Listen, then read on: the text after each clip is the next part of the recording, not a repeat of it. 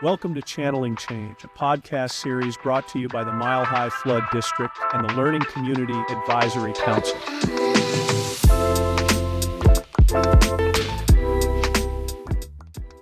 In this episode of Channeling Change, we delve into the world of innovation with Jon Villines, Mile High Flood District's Innovation Manager.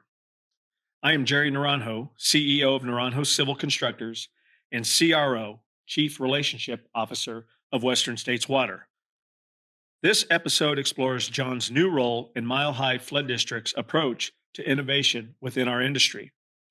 We discuss Jon's experiences at events like South by Southwest and GeoWeek, highlighting how exposure to other industries could influence our collective industry. The conversation also covers the groundbreaking Mile High Flood District Confluence web application and its potential role in our industry. We will also discuss the potential role of AI and the differences between government and private sector innovation.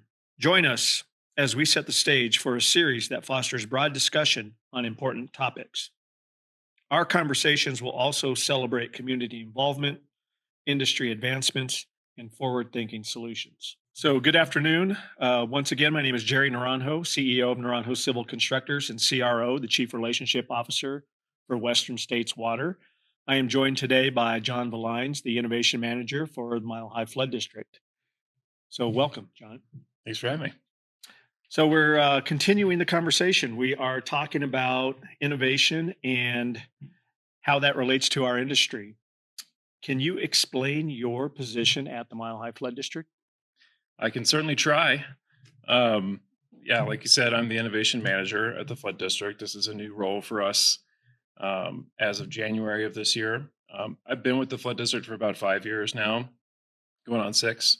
I was a watershed manager for the South Watershed for the majority of that time. So I'm a civil engineer by training. I'm an earthwork guy background like you. But I've had a lifelong interest in technology and futurism and innovation. So it was a natural fit for me. But I'm not a programmer. I'm not a software developer or a data scientist or anything like that.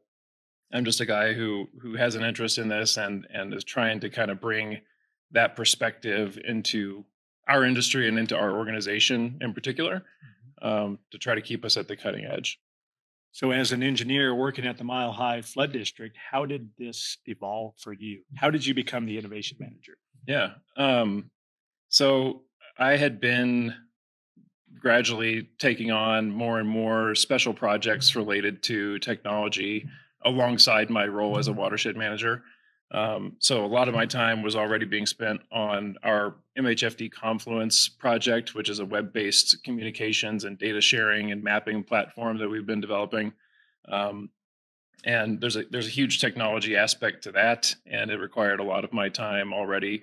So I was kind of spending about half time in a role that was related to this innovation work in the first place. And as part of our core values on the wall here, for instance, one of them is learning to advance the industry practice and share what we learned about technology and resources. And one of our strategic goals is knowledge leadership, which is to try to advance that learning in the community, and the Learning Community Advisory Council obviously is part of that as well. So it's something that we knew we needed to do, and I was just well suited to the role. So here I am trying to find my way through it.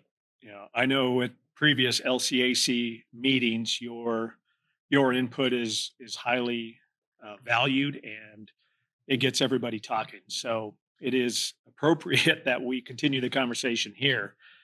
What would you say has been the most challenging part of this career change for you? I think it comes in as a watershed manager and as a project manager generally. I think a lot of people in our audience will probably relate to this. You're given a project and you have a pretty good sense of what your expectations are going in, and you have a portfolio of projects, but what you're trying to execute, and if it's a success or not, generally speaking. And there's a template, there's a path to follow. For something like this, especially in our industry and in this organization being a brand new role, there is no path to follow. There is no template. There is no list of projects to do, except for the things that I go out and find, that I think might be relevant. And I have to know what the boundaries are of how far out I should look beyond our regular sphere of influence, and which things are worth bringing back to the organization, which things are worth pursuing, which things are worth sharing with our audience and the rest of the community. So there's just a lot of judgment and kind of trail breaking that I haven't had to do in my prior roles, and it's exciting, but that's the biggest challenge, I'd say. In the race to keep up with innovation, how would you say innovation works in a government organization versus a private corporation? That's an excellent question. And that's something that I feel like I have a better sense of now, having gone to a few industry conferences that are outside of our normal sphere of influence. Typically I'll have gone to CASFM and ASFPM and maybe APWA, and hearing the same kind of stories from the same kind of people that are doing good things and innovative things, but within their field and within civil engineering and stream work in particular. Um, I've learned, as I've kind of seen the pace of innovation in particular amongst technology companies and private companies that are really forced to adapt and to change and to grow. Otherwise, they lose their market, they lose their customers, and they lose their employees. If they're not able to change and to stay ahead and to provide something that their competition isn't. Government doesn't really have that same drive. We have our mandate, we have our legislative mandate. We know what we're expected to do, what the taxpayers expect us to do, and we're not really threat. We have a dedicated funding source from our mill levy in the case of the flood district. But I think government in general is less inclined or less incentivized to innovate because their existence isn't threatened by competitors, coming from all sides. They're kind of a monopoly in that sense in their field. So we innovate slower by nature, but it's maybe even more important that we're purposeful about keeping up with technology and keeping up with the best way to do things, because we're in the public trust and we're using public funds and we're trying to maintain public safety. Our job is absolutely critical. It's no less important than what a private company that's selling a product to an individual is doing. Many would argue that it's more important. So it's even more important for us to be purposeful about doing the best we can and using the best tools and having the best people to do that job. So that's why I think innovation is critical, but it can be hard to do in a government environment. Yeah, we are challenged to maintain some stability within engineering, especially, right? We're protecting people, we're designing according to rules and laws, and we have these boundaries that we operate within. It would seem that innovation and the adaptation to innovation could be slower in that setting. But have you felt like engineering that we are cautiously slow? Are we risk averse as an industry? Or do you feel like we are at just the right pace? Um, I mean, you're asking the innovation guy, so I'm going to be inclined to say that we're a little bit slower than we could be, or perhaps that we should be. That, like you said, civil engineering, we stamp drawings that are responsible for ensuring public safety, and factors of safety in our designs are a big thing. Changing, you can't just make up new math, you can't make up new physics. Right. There's things that are just kind of almost immune to innovation in that sense. But there are a lot of places in our industry where we can innovate, especially in the actual production of both plans and construction work, which is something that very well. And I think there are large technology companies that have a lot of influence in our industry for design and other aspects of the process, that themselves have monopolies or pseudo monopolies in parts of the market that I think have maybe slowed the pace of innovation and maybe kept us behind some other industries where we don't have as much regulation and we have a little bit more freedom to experiment. So I think it's appropriate that we're cautious as civil engineers and engineers in general. But I think that there are more opportunities to innovate than we're taking advantage of just across the board. What would you say, as far as other industries, what other industries adjacent to our industry have had the biggest influence on our innovations? Yeah. I think surveying is a big one. And it's a good parallel to engineering because engineers and surveyors are licensed by the same board. They have very similar certification requirements. Just recently, we saw that in Colorado, surveyors are now required to have continuing education, which engineers are not. And I think having gone to GeoWeek just recently, for instance, which is kind of a conference for surveyors and other drones and lidar and digital practices that are related to the surveying industry. The pace that's a very technology driven field, and there are standards that they have to meet, but they use technology to do their job, and the companies that aren't can't compete, and the companies that are going to eat everyone else's lunch. So the surveying industry in general has to keep up with that, and surveyors, I think, are probably being forced to do continuing education for that reason. If things were changing that fast in civil engineering or in other fields of engineering, I'd imagine that we'd have more continuing education requirements as well, because there's just more to learn. Yeah, I think we all struggle with information overload. And then how do we filter down to things that move the needle? You mentioned briefly Confluence, the Confluence platform. Can you explain that to us? So MHFD Confluence is a website. We're calling it our collaborative knowledge platform, which is kind of a catch-all term. It's meant to capture a lot of the things that Confluence does because it's a program that we're asking to do a lot of things. We started developing it about 5 years ago when we identified the need for several different things that kind of coalesce into one product. We knew we needed a project management solution to help us manage our projects in a more consistent way across different watersheds and across different staff. People were using kind of ad hoc tools, different spreadsheets, and just whatever they wanted basically to manage their work, which was effective for individuals, but made it really hard to report as an organization. And we knew that we wanted to have a digital transformation of our data and our planning in particular. We had hundreds of master plans that were creating these big stacks of PDF reports that people would print off.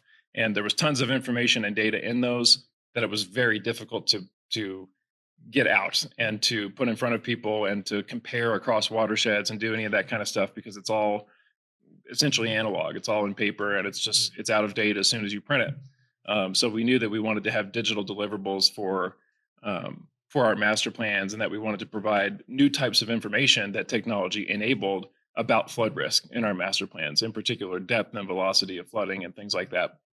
And those all required basically a digital platform to house that data, to manipulate it, and then to display it and share it with the public and share it with our partners to help us create work and create projects.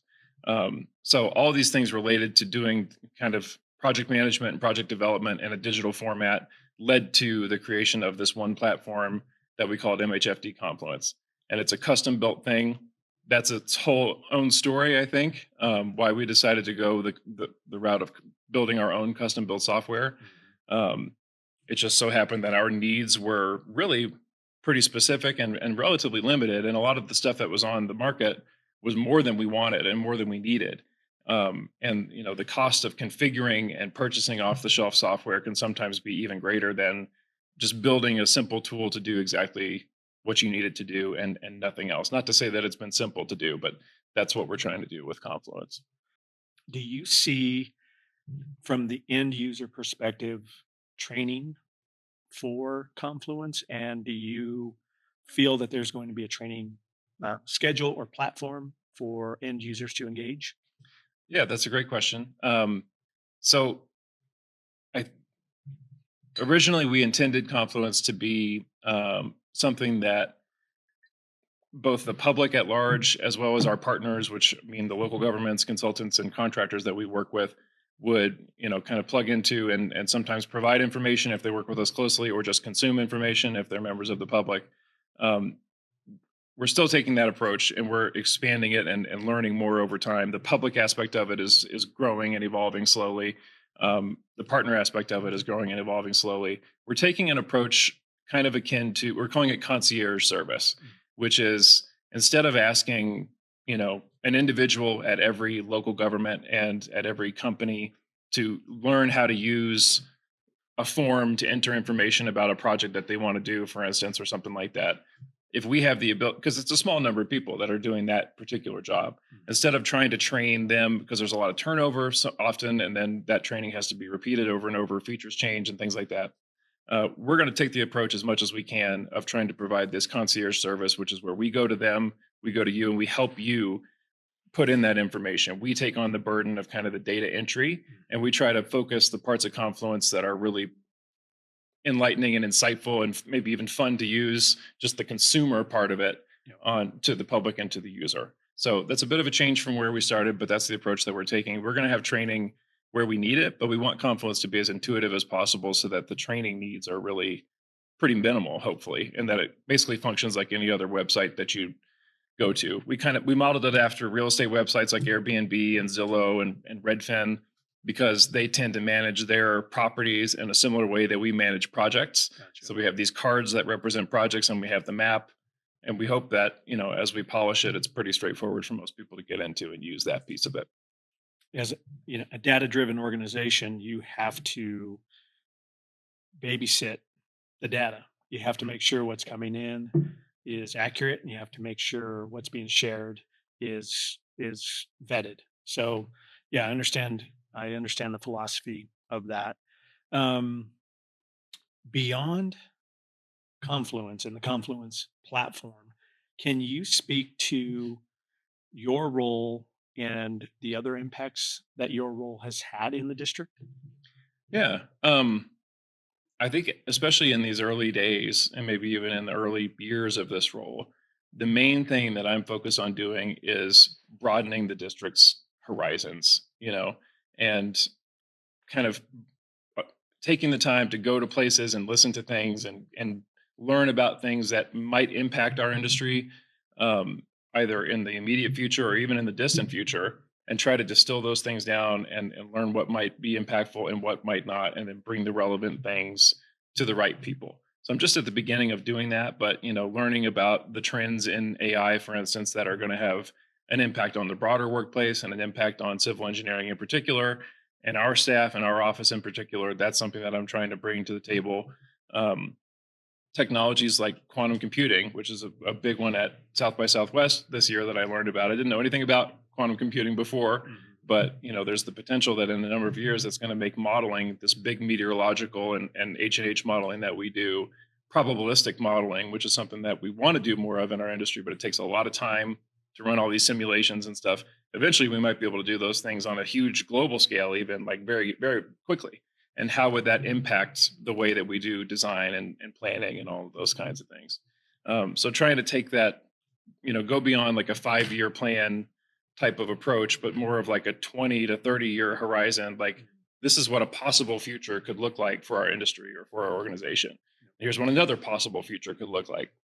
And where do we want to be? What kind of organization do we want to be in that point in the future, and then try to work back from that to take the steps now that we need to take to be able to put ourselves there in the future. So that's the type of approach that I'm trying to bring, but it's going to take some time, I think. For sure. You had mentioned briefly AI. Can you give some examples of AI in our industry that you're experiencing? In our industry in particular, if you're talking about AI and engineering, I think that's one of those things where, for design, for instance, there's a ton of potential applications for AI. There are a lot of people that are using AI to do a quick cut at a grading plan, for instance, or something like that. There's also a lot of hesitancy, a lot of resistance to using those type of tools from the QA/QC standpoint, because you don't know what kind of errors or omissions or prejudices or biases are being built into those.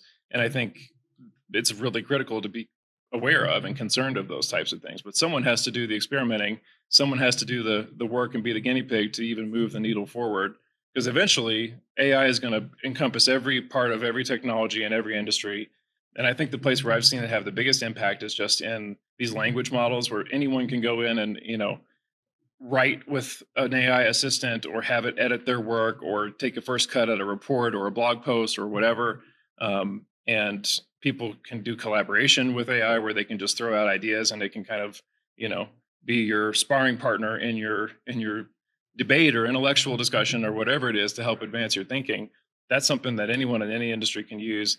And these AI assistants that are going to be part of any software are really going to transform the industry, I think, because tools like AutoCAD, for instance, just as an example, but other ones like ArcGIS and any kind of application that previously had required a lot of training and skill, knowing where all the buttons are and what all of them do, and maybe even some scripting and coding. You can just say in natural language, here's what I want to do. And all of that is taken care of. So it opens the door to a lot more people to do different kinds of technical work. And I think over the next couple of years, that's one of the biggest changes that we're going to see because of AI.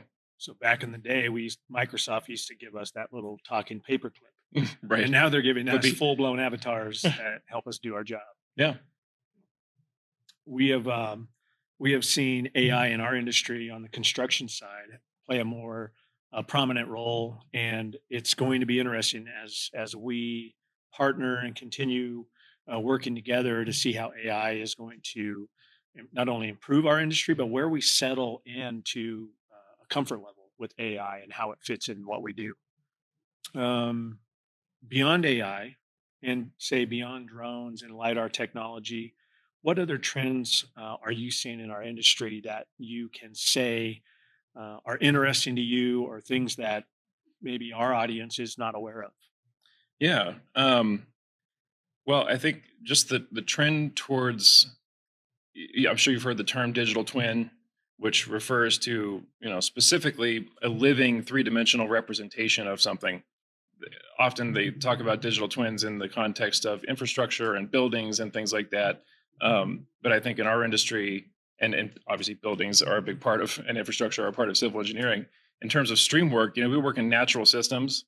So modeling in three dimensions and in real time, a natural system that could be changing constantly, with natural input, 24 hours a day is very difficult. So I think getting to the point of a full digital twin where we're like seeing the stream and seeing how it's moving constantly is going to be quite a ways off.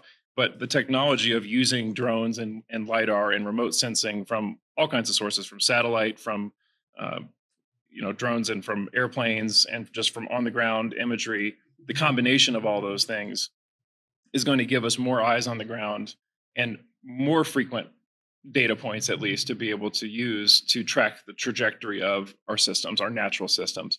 And they're already doing this a lot in forestry to track, the growth and of forest and deforestation and carbon capture and all those kinds of things on kind of a larger planetary scale. But I think eventually those same technologies are going to be able to be leveraged, and crowdsourcing photos from social media and from the internet will eventually be able to be kind of scraped and processed, and AI can pick out features. Oh, there's erosion at this location, or there's an exposed utility at this location, or there's flooding in this photo, and it can geotag that, and we can see where that is. Those photos, because of our phones, are all ortho-referenced, so we know which way the person was facing, and you can basically overlay that photo onto a map of the environment.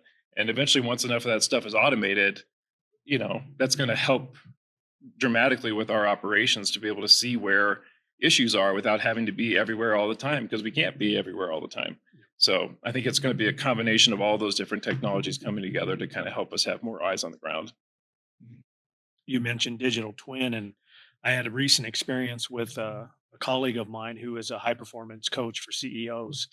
And this particular coach has created an avatar that has learned all of her philosophies and teachings, and they built and tuned the avatar to then make the avatar available to, instead of just one client, 10 clients at the same price point.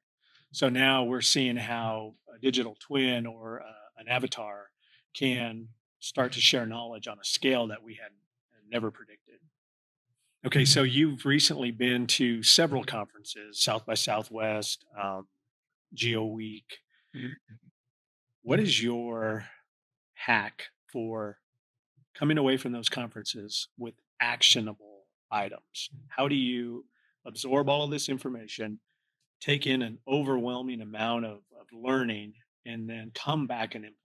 I mean, we all do this. We all have conferences coming up, whether it's CASFM, APWA, the South Platte River Forum, and you show up and you learn and you leave. And a lot of times we walk away with great ideas and great learning, but we put nothing into action. Do you have any hacks or advice on how to leave a conference and turn that into something in your industry? Yeah. Like you mentioned, a big part of my job now is going to conferences, and it often means, a week of listening to really dense technical content from folks and trying to digest all that stuff. South by Southwest was 10 days, all day of technical content on things that I had never heard before. And my biggest hack, honestly, is to use AI. And I use an app called Otter. I'm not endorsing this company or anything like that, but it's just, and there's others out there, but it's an app on your phone. I have the paid subscription service, so I just let it record all the sessions that I listen to. It transcribes every word that's said, and it segments them into the different conversations. And then after the fact, I can just ask questions. I can say, summarize the past 10 days worth of content and pull out the key themes. And that's actually what I did at South by Southwest, and brought this one pager to my office that highlighted the key points that came out of that conference: strategic foresight and future planning, technology trends and impact, innovation and solutions, creativity and storytelling. And it references the individual talks and the people that spoke. And it did, frankly, a better job of pulling out the key themes and the things that we really needed to know than I would have done. It never loses focus. Right. It's We paying lose complete focus. attention the whole time. And yeah. So it's what I could have done before, plus a lot more that technology brings to the table. And it just, boiling 10 days of stuff down into one page, that helps make it actionable right there, because it's putting it into plain language that anyone can understand. And AI is just suited to do that better than a single human brain is. Yep. And now I do that at every conference. I just got back from Esri. I did the same thing. I'm going to use the same approach to kind of distilling down the key themes. And you have to check it and make sure you agree, obviously, and that it didn't miss anything. It can mistranscribe things and stuff like that. But I didn't tell people in my office ahead of time when I first showed them the summary of South by Southwest that this was written by AI. And when I did, they were completely stunned by it. Well, that's the ultimate flex. You use AI to write your summary. Yeah. And hopefully this episode's being recorded, and then we can use AI to clean it up and maybe provide better looking avatars than the two of us. Yeah, do some makeup. I had these here for myself, but I think it makes the point really well, because I read it back and I was like, it made connections that I wouldn't have made, because it just has more context to bring in at any, because it brings in its knowledge of what it heard, as well as it can bring in other, context and references. And it's amazing what it can do. It's not smarter than us, but it's more disciplined, and it's more Right. rigorous, and it's more focused. And Totally. as humans, we are inclined to be distracted, and we are not going to be, we're not going to have our on switch on the entire time. So I think it does give us the ability to have another ear that is doing that for us. Yeah. And when you reminded me of something that I heard a lot of people say at all the conferences that I've been to, because AI is a big theme at everything now. Every conference that has anything to do with technology. And people always ask, is AI going to take my job? And the answer is, AI is not going to take your job, but someone who can use AI is going to take your job.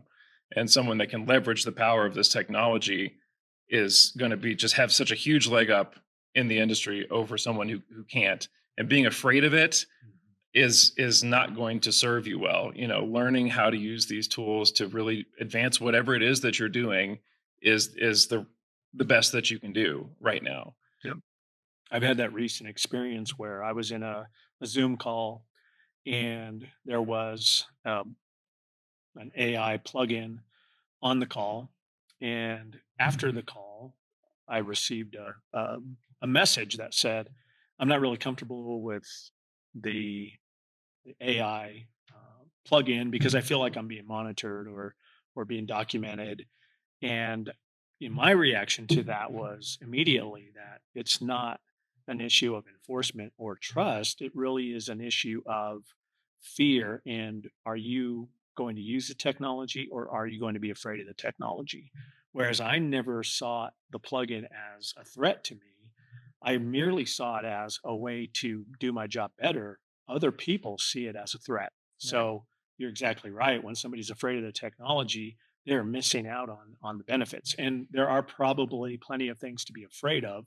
I don't know what they are, and I don't want to go down that rabbit hole. But if you're embracing this technology, if you're using the technology, I think there are nuggets and advantages to gain from that process. Yeah, and it's like anything else. The best antidote to fear and ignorance is knowledge and information and learning. And that's what we're here trying to do. We're people that we're not AI people, we're not AI specialists, we're not technologists, but we're people in an industry, civil engineers that are trying to learn as much as we can about this for everyone's benefit, for all of our colleagues so that we can do our job the best. And it's just one of many tools. And there are risks, and things to be concerned about and biases and things that need to be worked out. There's legitimate concerns, safety and security concerns related to AI. But yeah, arming yourself with information is the way that you take control of technology rather than letting technology control you. I think innovation I think goes back to one of your earlier questions about um, in our industry, the kind of the role between how private sector organizations and government differ when it comes to innovation. And I think our companies, or I refer to the flood district often as a company because we really are, even though we're a government agency. You're private, we're public. The relationship between us as project partners, I think, is a really good example of that, because you guys are often aware of innovations in the industry, how the construction equipment is using our design information, for instance.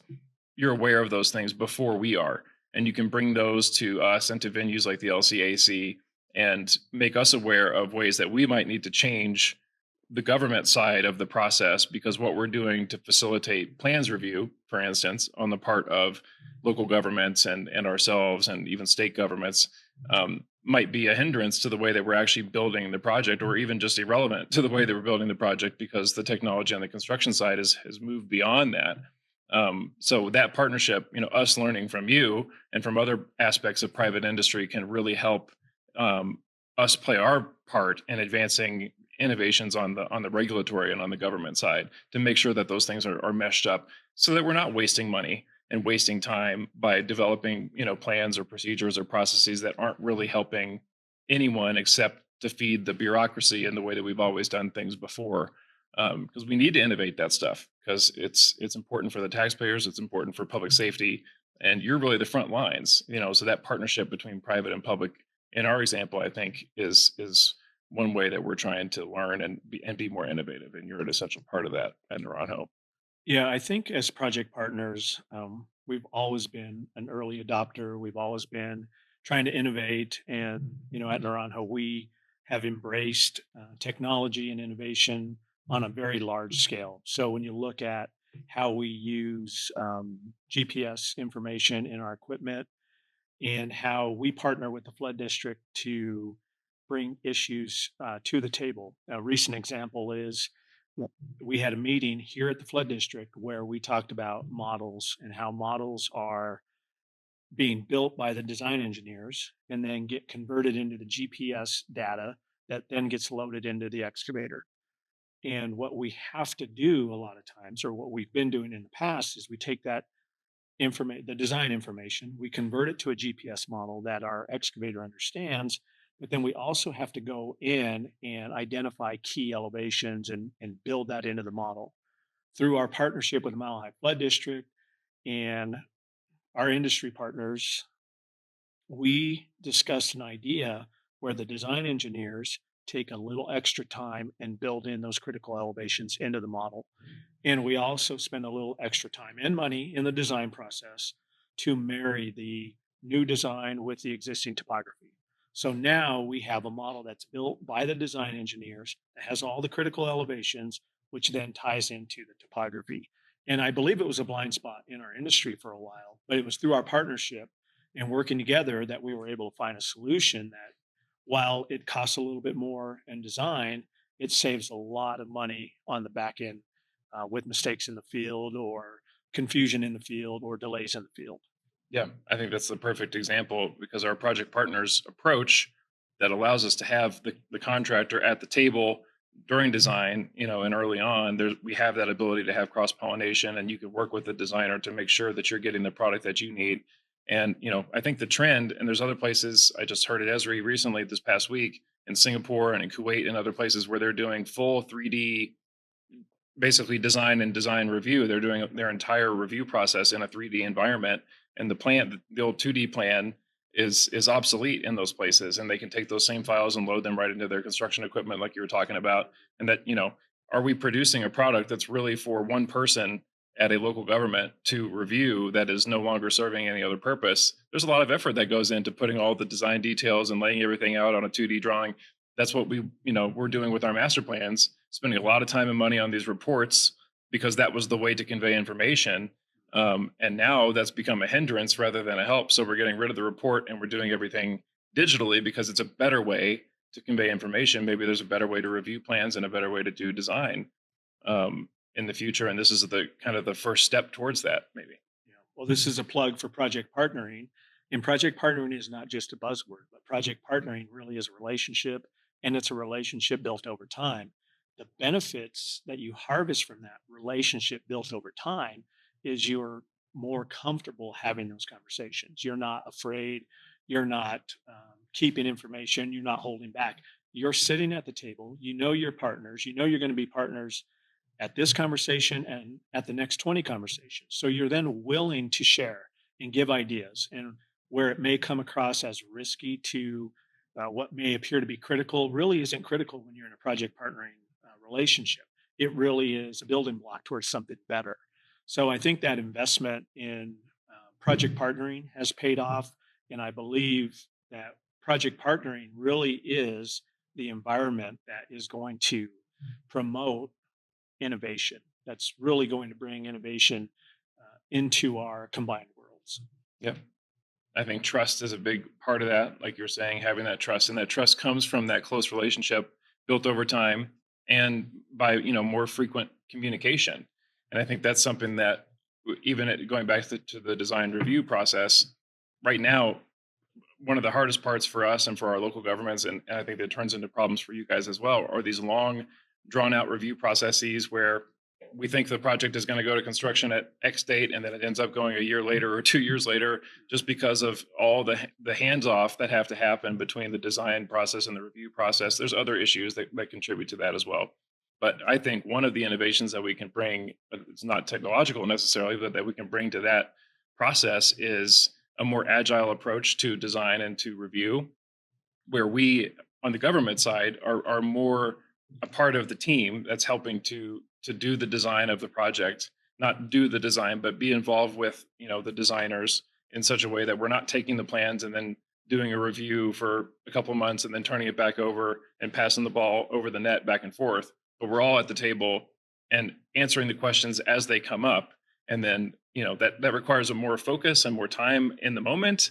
But like you said, at the end, it pays dividends and it allows us to meet our schedules and have a better product. But it's a different approach. And hopefully technology can assist with that as well by making the communication easier, and allowing us to work in that more agile, kind of fluid environment. Because the way that we've been doing it is not serving us very well anymore, in my opinion, and I think a lot of others in our field feel the same way. Well, I think technology, communication, this podcast in and of itself could be the venue for that next idea.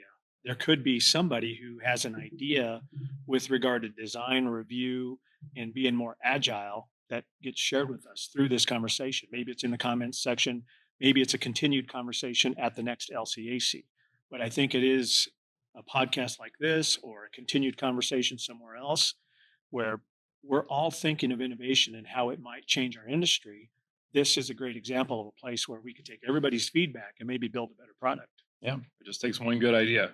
Exactly. And we don't have the answers. We're just asking the question. We're asking the question, we're having the conversation, and we're hoping that through our community and through the audience engagement, we will be able to harvest out even more good ideas as we move forward. Well, I think we've covered a lot of topics today. We're going to boil it down. We're going to make this podcast available as soon as possible. I think we have covered as many things as we wanted to cover today. Jon, I'd like to thank you for taking time out of your day to participate and help us learn more about your role at the Mile High Flood District and your opinions on where things are headed with innovation. It's my pleasure. I appreciate the opportunity. Hope to get to do more stuff like this. And yeah, it's a great platform.